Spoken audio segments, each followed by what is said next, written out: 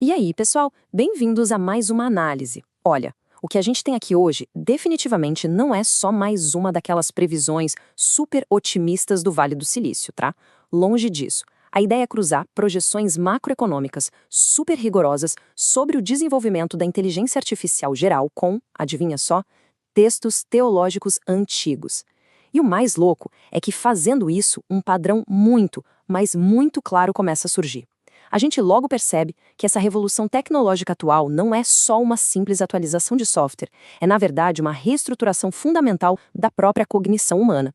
Então, vamos destrinchar essa transição juntos. E nós vamos fazer isso usando dados empíricos crus, com muita clareza matemática, focando absolutamente nas mudanças estruturais que vão sustentar a nossa sociedade ainda nesta década. Bora lá?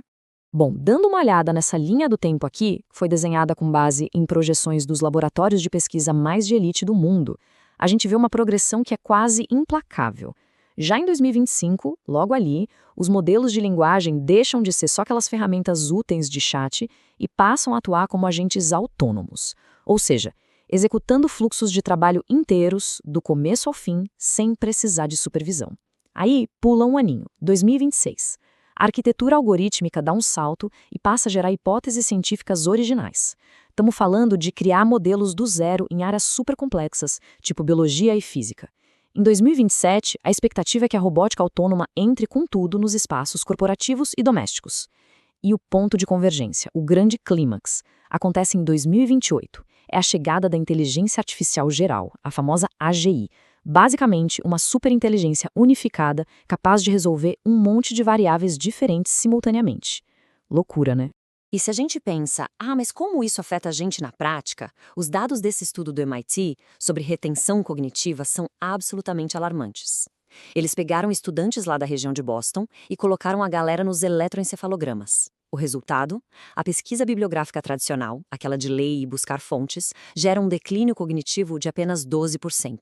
Quando o pessoal usa só a própria memória mental, o esforço inerente, a queda vai para 24%. Até aí, natural.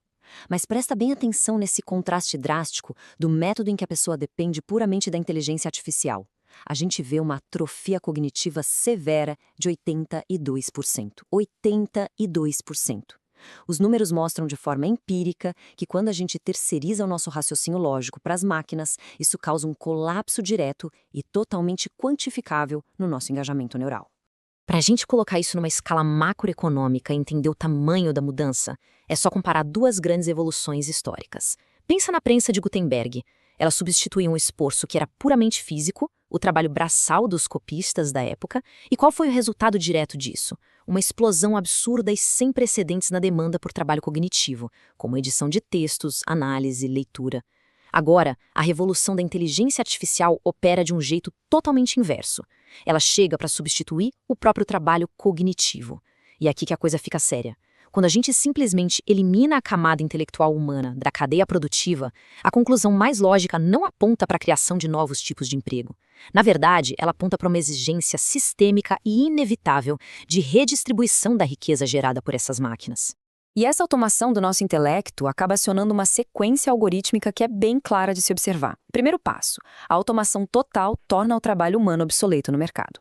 Isso, de cara, já força a segunda fase do processo, que é a implementação de uma renda básica universal.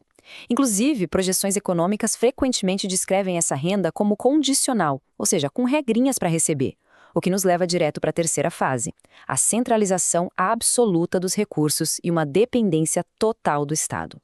Por fim, a gente chega no vetor culminante dessa história toda, que é a conformidade sistêmica. Pensa comigo, faz todo sentido. Quando a sua subsistência básica depende 100% de uma única fonte provedora, essa dependência material vira um algoritmo perfeito para garantir conformidade em larga escala.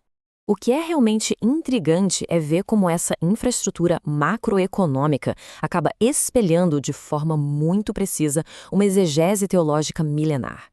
Se a gente tirar da frente todo aquele sensacionalismo moderno de ficção científica, então esquece referências a microchips implantados, códigos de barras e coisas do tipo, e focar só no texto clássico de Apocalipse 13, a gente encontra ali, de forma bem crua, a descrição de um sistema de controle econômico global.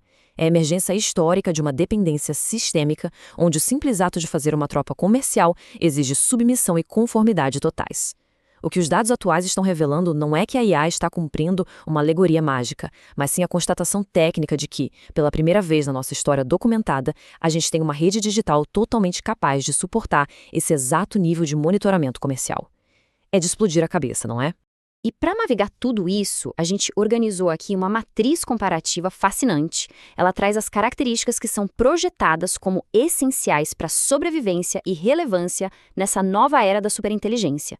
A gente pegou esses requisitos, estabelecidos por líderes de tecnologia como Sam Altman, e cruzou com textos bíblicos clássicos e tendências culturais modernas. E os dados mostram uma oposição super direta. Enquanto a cultura atual promove o determinismo biológico, o isolamento digital e uma ética relativa, os requisitos de sucesso da vanguarda tecnológica pedem exatamente o oposto. Exigem intencionalidade, relacionamentos genuínos, autenticidade e um julgamento moral crítico. Valores que, incrivelmente, são espelhados com exatidão em textos antigos, como os livros de Jeremias e Gênesis. Ou seja, aquela arquitetura de valores bíblicos acaba se mostrando, por mais paradoxal que pareça, a métrica exata para a gente se manter relevante no futuro. Tudo isso converge para o que a gente chama de axioma da atrofia cognitiva, formulado aqui quase como uma saída de terminal de computador, com precisão total. A lógica é a seguinte: delegar o esforço do pensamento crítico a uma máquina é exatamente a mesma coisa que escolher andar de cadeira de rodas quando seu corpo tem pernas perfeitamente saudáveis. Num primeiro momento, claro, traz um conforto e uma eficiência inegáveis, mas o resultado a longo prazo é a atrofia irreversível das suas faculdades autônomas. Essa análise aponta para uma realidade inescapável. O nosso único ativo inegociável, o nosso verdadeiro prêmio humano, é conservar com todo o rigor a nossa capacidade neural independente. Porque o colapso da autonomia lógica é o preço garantido que se paga por essa facilidade digital extrema. O que nos obriga a reformular a nossa tese central, entrando no que chamamos de paradigma da crise de identidade. Quando a gente cruza o colapso do trabalho cognitivo com essa dependência sistêmica em massa, fica muito claro que a era da superinteligência não é sobre preservar empregos ou salvar a economia de mercado. Quando a máquina automatiza 100% do seu pensamento e o Estado te fornece o sustento para viver, o centro do debate técnico-social muda totalmente. A gente passa a discutir ontologia, ou seja, a própria essência e a natureza do ser humano. Nós vamos ter que definir qual é a estrutura fundamental da identidade de um indivíduo, num ambiente estéril, onde o utilitarismo simplesmente perde a sua razão matemática de existir. E assim, a nossa análise culmina na única variável que sobra em toda essa equação complexa. Fica a pergunta no ar: quem é o ser humano quando os algoritmos executam absolutamente todas as funções de forma superior e as superestruturas políticas garantem todo o nosso sustento material? A resposta para essa fórmula exata é o que vai ditar as regras e os protocolos de como a nossa sociedade vai se organizar nas próximas décadas. Porque uma vez que você remove o trabalho mecânico, a geração de capital e a capacidade analítica da nossa equação, a validação da nossa existência vai ter que ser encontrada em bases que vão muito além de qualquer coisa que seja simplesmente tangível ou computável. E aí, já parou para pensar nisso hoje? Fica a reflexão.